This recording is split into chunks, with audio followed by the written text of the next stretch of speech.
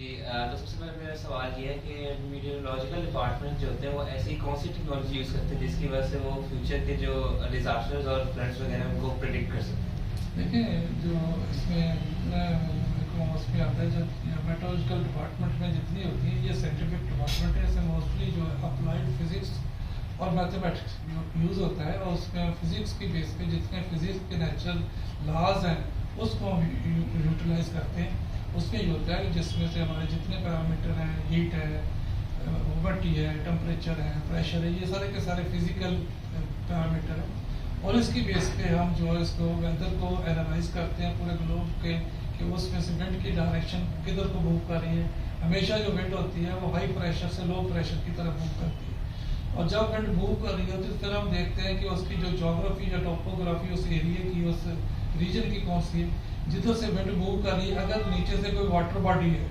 یا بہت زیادہ گرینری ہے تو اس کا مطلب وہاں موئسچر کنٹینٹ زیادہ ہوگا، وہ جدھر کو ہوا جا رہی ہوگی وہ اپنے ساتھ موئسچر کنٹینٹ لے کے جائے گی۔ جہاں موئسچر جو ہے وہ اکٹھا ہو جائے گا اس کی وجہ سے وہاں پریشر کم ہونے کی وجہ سے وہ اپ لفٹ کرے گا۔ جب وہ اپ لفٹ کرے گا تو وہ کنڈنسیشن لیول پہ جا کے اس کے کلاؤڈ فارمیشن ہوگی، اور اس کے بعد وہ بارش ہوگی۔ تو اس طریقے سے ہم اس سائنٹیفک طریقے سے یہ ایک ہم اندازہ لگاتے ہیں کہ کس علاقے سے جو جا رہی ہے ہوا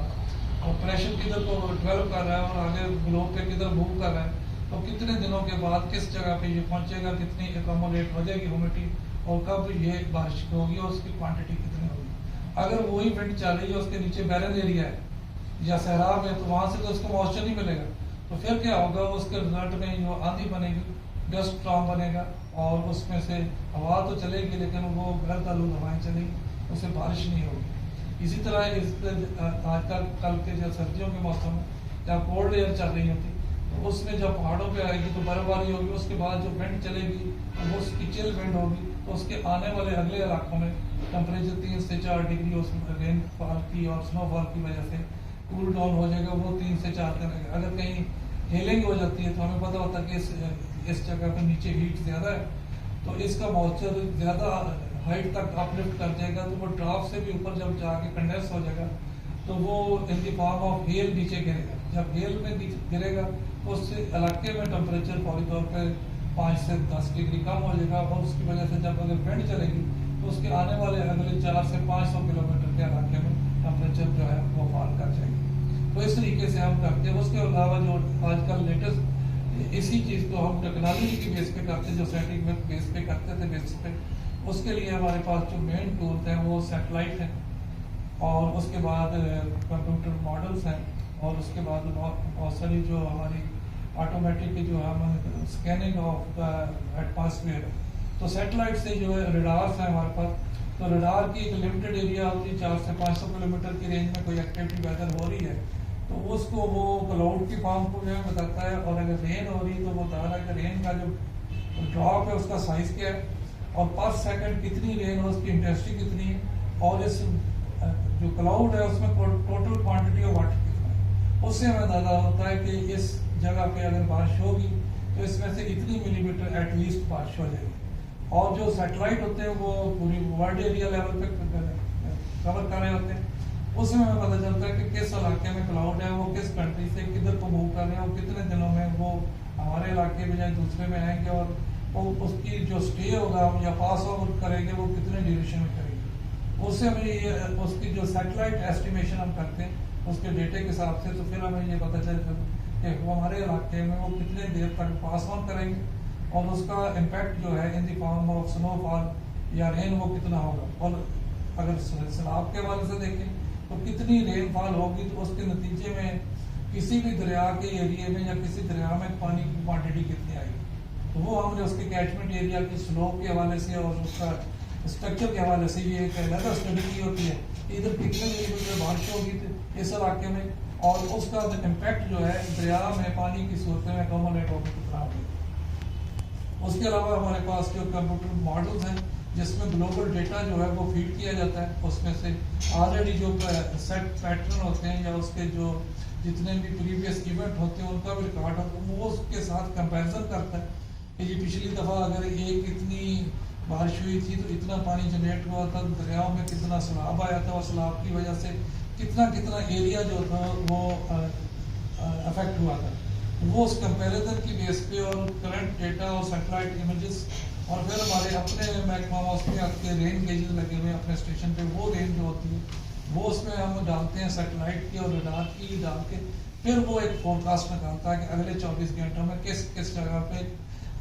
کتنا سیلاب آئے گا. پھر اس کے ساتھ روٹنگ ماڈل ہے ہمارے پاس لگا ہے کہ اگر ہمارا تربیلا پہ اتنا سیلاب آ گیا, پانی ہم نے 5 لاکھ 8 لاکھ کیوسک چھوڑا ہے, تو پھر وہ سمندر تک جاتے جاتے کتنے دن لگے گا اور کس کس علاقے میں کتنا پہنچے گا,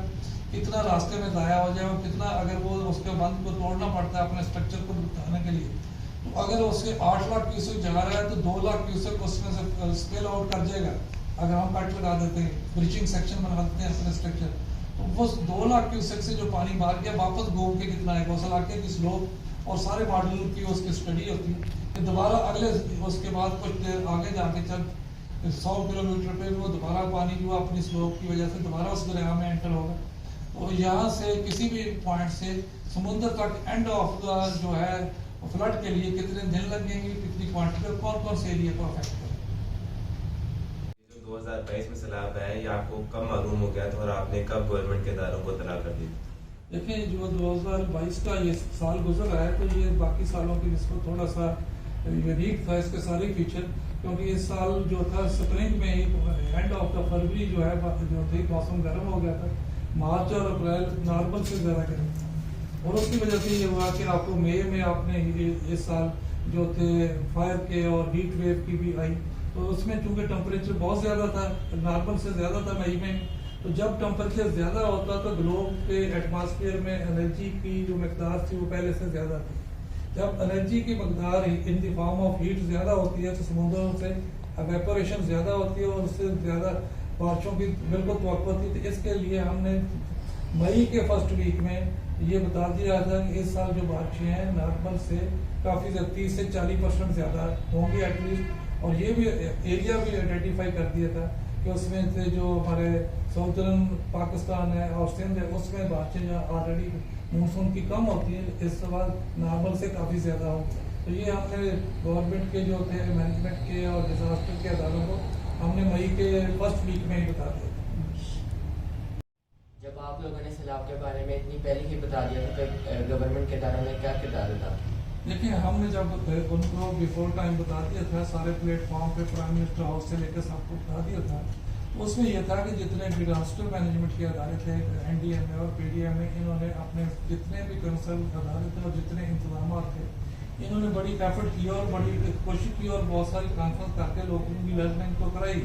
لیکن یہ ہوتا ہے کہ کچھ چیزیں ایسی ہوتی ہیں جو ٹائم کے ساتھ فوری طور پہ لوگوں کو الرٹ کر سکتے ہیں, ٹرین کر سکتے ہیں, لیکن بہت ساری مینجمنٹ ایسی ہوتی ہے جو جیسے پرماننٹ اسٹرکچرز ہوتے ہیں, کچھ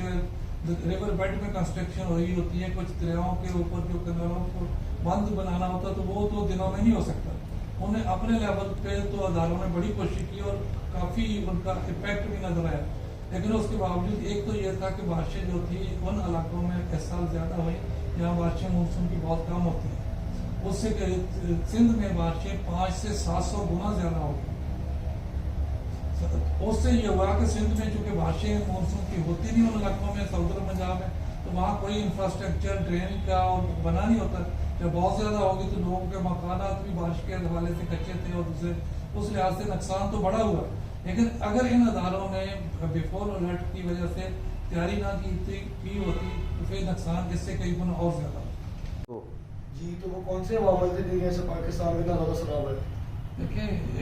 جو پاکستان میں مونسون ہے وہ تو ہمیشہ ہی ہوتی ہے, اس کی کوانٹٹی تھوڑی اور علاقے تھوڑے بہت شفٹ ہوتے رہتے ہیں. اس سال یہ ہوا کہ ایک تو جو تھی بارشیں جو تھی ٹائم سے شروع ہوئی, اس کا سیزن تھا, اور دوسرا یہ اس کا جو بریک نہیں آئی.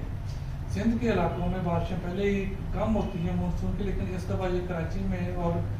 باقی سندھ میں جولائی کے فرسٹ ویک میں بارشیں شروع ہوئی. اس میں سے لگاتار تقریباً 45 سے 50 دن میں وقفے سے بارش ہوتی ہے, اس میں کوئی بڑا گیپ نہیں ہے. دوسرا یہ تھا کہ بارشوں کی کوانٹٹی اتنی زیادہ تھی کہ اس علاقے کی جو تھی ڈرینیج سسٹم جو زمین تھی اس کو ابزارو نہیں کر سکتی تھی,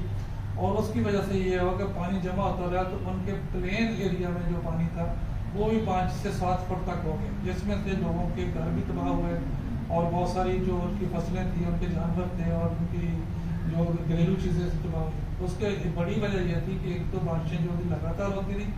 दूसरी उनकी जो मकदार थी वो भी ज़्यादा थी, तीसरा जो उस इलाके की स्लोप नहीं थी कि पानी वहाँ से फ्लो आउट करके किसी दरिया में, किसी नहर में या समुद्र में चला जाए। वो पानी अभी तक भी, अभी 4 महीने हो गए, अभी तक भी वहाँ 2 से 3 फुट पानी अभी भी मौजूद है। तो लिहाजा इसलिए उस इलाके में क्योंकि बारिशें होती नहीं, कोई नाले या नदी या उसके जो दरिया थे ऐसे बनाए नहीं गए थे पानी के निकलने के लिए, इस वजह से वहाँ सैलाब में ज़्यादा नुकसान हुआ। अगर वही सैलाब किसी और इलाके में होता है या पहाड़ी, तो वो चंद दिनों में गुजर जाता और जितना भी नुकसान होता लोग जो होते 1 महीने के या 15 दिन के बाद अपने रूटीन में।